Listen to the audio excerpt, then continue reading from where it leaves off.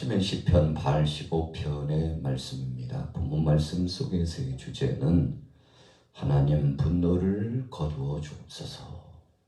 하나님 이제 분노를 거두어 주옵소서라고 하는 기도 제목으로 하나님 앞에 소원했던 주제를 가지고 함께 은혜를 나누고자 합니다.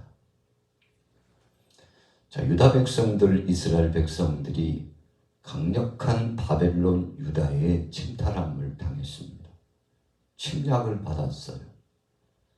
외세의 침략을 받았을 때 힘이 있으면, 외세보다도 더 강력한 힘이 있으면 역공을 가할 수 있습니다. 자, 선제 공격을 했다 할지라도 역공을 가할 수 있습니다. 방어망이 구축되어 있고 또 나아가서 싸울 태세가 준비되어 있다면 역으로 다시 재공격을 해서 적을 쳐서 승리할 수 있습니다. 그러나 오늘 본문 말씀을 보면 그런 역공할 만한 힘이 없다는 것을 알 수 있습니다. 외세의 침략을 받았는데 속수무책으로 당했습니다. 바벨론의 느부갓네살 왕을 중심으로 해서 침략해 왔습니다. 일찍이 북이스라엘은 아수르의 멸망함을 당했습니다. 남유다는 바벨론의 멸망을 당하게 된 것이죠. 그래서 북쪽도 멸망당하고 남쪽도 멸망을 당했는데 약 130여 년 차로 북쪽은 BC 722년에 남쪽은 BC 586년에 멸망함을 당했습니다.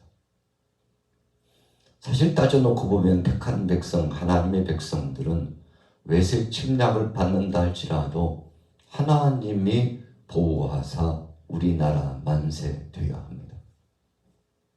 왜 그런가 하면 역사적인 사료에 따라 보면 하나님께서 택한 백성들을 버리신 적이 없었기 때문에 그렇습니다.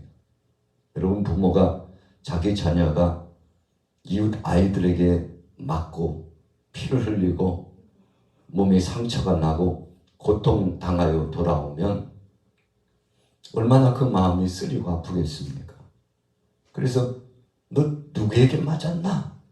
누가 우리 사랑하는 이 아들을, 딸을 이렇게 만들었느냐고 대단한 기세를 가지고서 상대를 찾아가기도 하고 또 상대 이웃의 부모를 만나거나 그 아이를 만나서 아주 호되게 혼을 내주고 야단을 치죠. 그것은 사랑입니다. 부모가 자기 자녀가 잘 되기를 바라는 마음입니다. 어려움을 당하면 그 부모의 마음이 찢어질 듯이 아픈 거 아니겠습니까? 자, 영적으로 볼 때 여호와 하나님은 유다 백성에게 있어서 아버지와 같으신 분입니다. 그래서 사랑하는 자녀 같은 유다 백성들이 바벨론 느부갓네살 왕을 중심으로 한 침략 앞에 속수무책으로 당하고 예루살렘 성이 불타고 그리고는 마침내 성전까지 불타 없어졌을 때 그 아버지의 마음은 이루 헤아릴 수 없는 것입니다. 그런데 하나님께서 유다 백성들을 가만히 놓듯이 버렸습니다. 눈물을 흘리며 하나님 앞에 기도했죠. 그러나 이미 때가 늦은 상황이었습니다. 하나님께서는 택한 자라 할지라도 저들이 정신을 차리고 하나님 앞에 나오는 그 순간까지 버려두시기로 작정했습니다. 방패막이 없어졌어요. 보호하는 보호막이 없어졌습니다. 요즘 대통령이 미국을 방문해가지고 우리 한반도를 중심으로 한 핵우산을 만들자. 핵우산이라고 하는 것은 핵을 통해서 공격해 오면 그것을 방어하는 시스템을 의미합니다. 그래서 철저하게 연합해가지고 한미가 연합하고 한미일이 연합해서 이제 앞으로 태평양을 중심으로 공산권과 그리고 자유를 희망하는 나라들 간에 서로 협력해가지고 공산권의 세력을 막아내겠다는 것 아니겠습니까? 서로 도와 협력해서 세계 속에 있는 위험한 역사를 전쟁의 포악 가운데 위험한 역사, 노력하는 위험한 역사 가운데서 서로 방어막을 쳐주고 협력하자고 하는 그런 공식적인 발표를 했죠. 물론 이번 한 번만은 아닙니다. 여러 차례 그런 맹약을 했습니다. 그렇다 할지라도 우리가 러시아와 우크라이나 전쟁의 정황을 보면 그런 약속들이 큰 의미가 없다는 사실을 너무나 잘 압니다. 우크라이나도 마찬가지였습니다. 뭔가 강력한 힘을 갖기를 원했었죠. 걱정하지 말라고. 우리가 주위에서 당신 나라를 보호해 줄 테니, 우리가 침략하지 않을 테니 염려하지 말라고 안도의 한숨을 쉬었다고 볼 수 있죠. 그러나 현 상황이 어떻게 되었습니까? 엄청난 화력을 가지고 러시아가 침략해 들어왔고 1년 이상 전쟁이 진행되고 있지만 언제 전쟁이 끝날지 모르는 암울한 상황 가운데 계속 밀리고 또 밀어내고 밀리고 밀어내고 싸움이 진행되고 있습니다. 자, 이런 전쟁의 포화 속에서 여러 약소국들은 위기감에 봉착되어 있습니다. 여러분, 오늘 본문 말씀도 마찬가지입니다. 하나님의 백성들이 고통을 당했어요. 외롭고 쓸쓸함을 당했습니다. 외세 강력한 침략 앞에 짓밟힘을 당했습니다. 그때 하나님의 백성들이 하나님 앞에 눈물로 기도했죠. 하나님, 그것도 이방 족속들, 가증스러운 이방 족속에게 이렇게 택한 자녀와 같은 백성들이 짓밟힘을 당해서 되겠습니까? 하나님, 우리를 살려주시고 하나님 분노를 그쳐 주옵소서. 선지자들을 비롯해서 왕부터 시작하여 모든 백성들이 하나님 앞에 탄원하면서 부르짖어 기도했죠. 하나님께서 긍휼히 여겨주셨습니다. 그리고는 약속해 주십니다. 염려하지 말라. 두려워하지 말라. 내가 내 백성, 내 자녀를 책임지고 지켜주리라. 여러분, 그래서 그 약속대로 바벨론 포로 70년이 끝나고 유다 백성들이 해방의 감격을 안고 고향으로 돌아오게 되었습니다. 그런데 안타까운 것은 하나님이 해방의 감격을 주시고 나라를 회복시켜 주시는 은혜를 주셨건만 이 백성들이 또 타락하는 겁니다. 하나님 뜻대로 살지 않는 거예요. 하나님 앞에 영광을 돌리지 않고 우상 숭배로 빠져나가고 또한 하나님께서 기뻐하시지 않는 일을 계속 행하는 것입니다. 자, 바로 그런 상황에 오늘 시편 기자는 하나님 분노를 다시 거둬주시옵소서. 이 백성들을 향한 하나님의 징치하심과 심판의 막대기를 제발 다시 하나님 내리지 마시고 우리가 좀 잘못하고 곁길로 갔다 할지라도 이 백성들을 용서해 주시기를 원합니다. 여러분, 자녀가 부모 앞에 잘못했을 때 아주 혼을 나죠. 그렇게 강하게 훈육하는 것이 자녀를 사랑하는 부모의 심정이잖아요. 뭔가 잘못된 길로 가고 있는데도 그냥 내버려 두고 있다면 성경에 뭐라고 말씀하고 있습니까? 버리운 자다 그랬어요. 그러나 사랑하는 자는 사랑의 매를 때려서라도 돌아오게 한다고 하나님 말씀하고 있죠. 백성들이 타락하고 자녀가 잘못된 길로 가고 있는데 버려두었다는 것은 사생자, 관심 없는 자, 버리운 자에 불과하다고 그렇게까지 말씀하시면서 사랑하는 자를 하나님께서 강력하게 징치하시고 깨달을 만큼 때리시고 돌아오면 다시금 싸매주고 감싸주고 품어주고, 여러분, 이것이 하나님의 속성이요 하나님의 뜻이라고 말씀하고 있죠. 정말 그런 어려운 순간에 오늘 시편 85편을 보면 하나님 앞에 기도하는 사람이 있었습니다. 바로 고라 자손들입니다. 고라 자손들은 신분이 무엇입니까?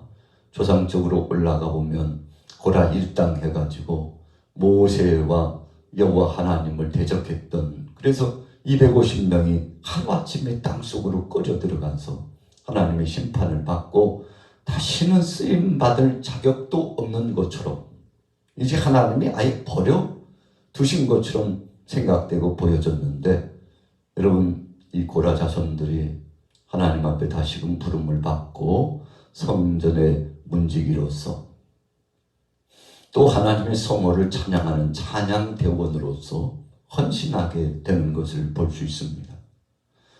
여러분, 참 감격스러운 것이죠. 하나님 앞에 쓰임받는다는 사실은 너무 감사한 겁니다. 그래서 우리가 건강했을 때 하나님 앞에 더 충성하라고 그러지 않았습니까?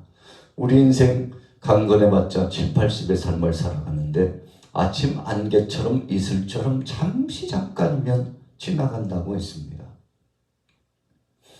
어느덧 청춘과 같은 20대, 30대인 줄 알았는데 금세 20년, 30년 지나가고 50대가 되고 60대, 70대가 되고, 여러분, 이렇게 차츰차츰 인생의 경륜이 높아가고 깊어갈수록 우리의 마음속에는 또 다른 경각심이 발동됩니다. 어떤 마음입니까? 우리가 인생 여정을 마치고 하나님 아버지 앞에 돌아갔을 적에 주님 앞에 섰을 때에 과연 칭찬받는 사람일지 책망받는 사람일지를 우리가 따져보는 것입니다. 여러분, 그것이 지혜로운 사람의 태도죠. 오늘 고라 자손들이 하나님 앞에 기도했습니다. 1절에 보십시오. 여호와여, 주께서 주의 땅에 은혜를 베푸사 야곱의 포로된 자들이 돌아오게 하셨으며. 자, 제1막 서막은 하나님께서 택한 백성들을 불러들이셨다는 거죠. 너무 감격스러워요. 축제적인 분위기입니다. 이야, 하나님이 대신 싸워주시고 택한 백성들을 불러 회복시켜줬다고 얼마나 감사했는지 감지덕지했습니다. 그런데 2절에 보세요. 주의 백성의 죄악을 사하시고 그들의 모든 죄를 덮으셨나이다. 하나님의 긍휼하심 때문에 그렇게 되었다고 했습니다. 자, 3절에 보세요. 주의 모든 분노를 거두시며 주의 진노를 돌이키셨나이다. 하나님의 용서 없이는 한 사람도 돌아올 수 없었는데 하나님이 불쌍히 여기셔서 우리의 모든 죄를 사해 주셨다는 것이죠. 자, 4절에 보세요. 우리 구원의 하나님이여, 우리를 돌이키시고 우리에게 향하신 주의 분노를 거두소서. 자, 5절에는, 6절에는 우리를 다시 살리사 그랬어요. 하나님 분노를 거둬주시고 다시 살려주옵소서. 우리가 사사기 말씀을 보면 이런 내용들이 반복됩니다. 죄를 보면서 외세 침략과 고통을 당하고 환난과 쓰디쓴 쓴 잔에 참 고배를 마시게 되면 눈물로 하나님 앞에 기도합니다. 하나님, 우리 가정을 살려주시고 우리 나라를 살려주시고 이 백성들을 살려달라고 하나님 앞에 눈물로 기도합니다. 그런데 어느 정도 시간이 지나면 점점 하나님의 뜻을 떠나서 세상으로 나아갑니다. 여러분, 그래서 사사기 말씀에 보면 이 백성들이 자기 소견에 옳은 대로 행하다가 하나님의 징치하심과 채찍을 받았다고 그랬죠. 이방인 세력들을 통해서 가시 노릇을 하게 했다는 것입니다. 잠잠하고 살만하면 또 쳐들어와가지고 약탈을 해가고 땅을 짓밟고 고통을 주는데 참 견딜 수 없는 고통과 탄식의 역사가 드리워져요. 이것이 계속 반복됩니다. 그래서 하나님이 긍휼히 여기셔서 회복시켜 주시면 일정한 기간이 지나면 또 타락하고 또 타락하고. 오늘 고라 자손들이 하나님의 백성들을 영적인 안목으로 보니까 참 불쌍해요. 측은지심이에요. 자기 자신도 그렇고 나라 안에 있는 백성들도 왕도 마찬가지예요. 정신을 차리지 못하는 것입니다. 그래서 하나님 앞에 탄식하며 눈물로 기도해요. 하나님, 우리를 구원하여 주시고 돌이켜 주시고 분노를 거둬 주시옵소서.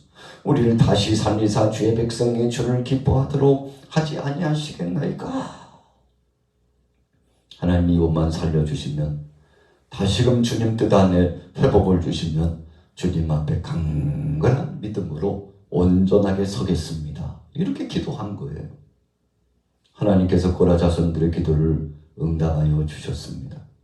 믿음의 사람의 기도를 응답해 주셨습니다.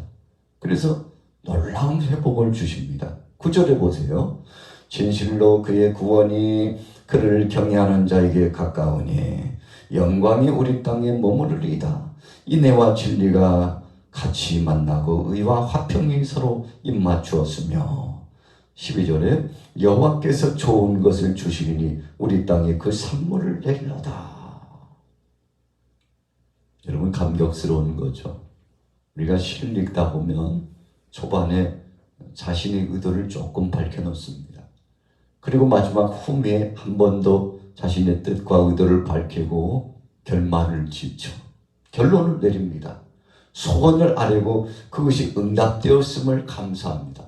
아직 이루어지지 않았지만 이루어질 줄로 믿사옵고 하나님 앞에 기도합니다. 여러분, 그래서 소망이 가득 찬 기도는 그런 겁니다. 절망으로 끝나면 그것은 응답이 없는 거죠. 그런데 기도하는 그 시간에 시작은 미약했으나 나중은 장대하게 된다고 하나님께서 기도 시간이 깊어질수록 처음에는 1분, 10분, 1시간, 2시간 기도가 깊어질수록 하나님이 함께 하시고 임재하시고 응답하시는 것이 절감됩니다. 감격스럽습니다. 찬양을 하게 됩니다. 기쁨이 충천합니다. 은혜를 받아서 날듯이 뛸듯이 기쁩니다. 여러분, 이런 것이 시편에는 많이 나타나 있죠. 오늘 아침에 주님의 전에 나온 여러분들, 금요일 아침입니다. 주께서 여러분들 모든 범사를 책임져 주시고 오늘 고라 자손이 하나님 앞에 기도했을 때 응답하신 것처럼 누군가의 중보 기도가 중요합니다. 모세가 그렇게 기도했더니 택한 백성들을 살렸어요. 아브라함이 기도했더니 롯의 가정이 구원받았습니다. 여러분, 다니엘이 하나님 앞에 기도했더니 암울한 시대의 백성들이 소망을 얻었죠. 오늘 저와 여러분들의 기도의 몫은 참 크고 중요합니다. 오늘도 기도하실 때 응답 받으시고 믿음으로 승리하게 되시기를 예수님의 이름으로 축원합니다.